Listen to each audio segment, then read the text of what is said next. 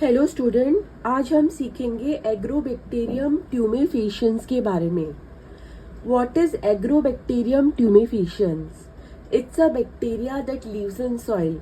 Agrobacterium tumefaciens एक bacteria है जो सॉइल के अंदर लीव करता है। लेकिन इस बैक्टीरिया में ऐसा क्या स्पेशल है? इस बैक्टीरिया को बोला जाता है natural genetic engineer. Okay, what it is called? It is called natural genetic engineer। तो सोचो, इस बैक्टीरिया को ये टाइटल क्यों दिया गया है?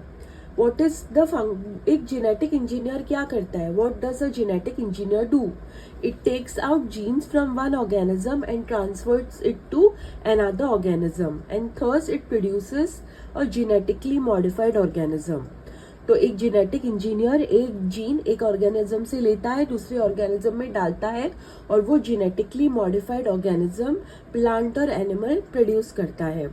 So same way this Agrobacterium tumefaciens is doing. So let's know more about it. Okay, ये बैक्टीरिया है जिसको बोलते हैं नेचुरल जेनेटिक इंजीनियर। जानते हैं क्यों? ये बैक्टीरिया इस तरह दिखता है। Can you see? It's rod shaped. It looks like this under microscope. ये इसका शेप होता है रॉड शेप्ड बैक्टीरिया। नाउ ये जो बैक्टीरिया है वो प्लांट्स को अफेक्ट करता है, and it produces a disease called crown gall. Plant में वो क्राउन गॉल नाम का एक डिसीज प्रोड्यूस करता है।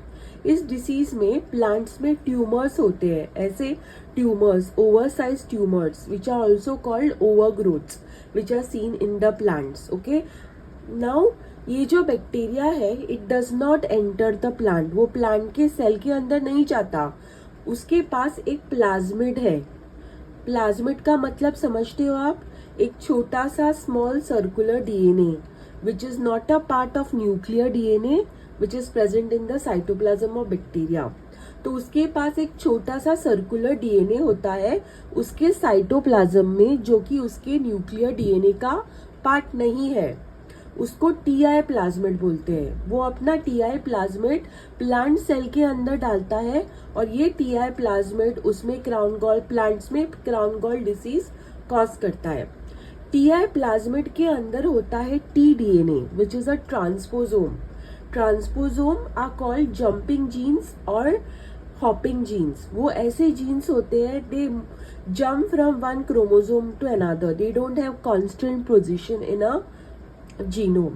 okay, so it is TI plasmid has got this transposome which is responsible for this disease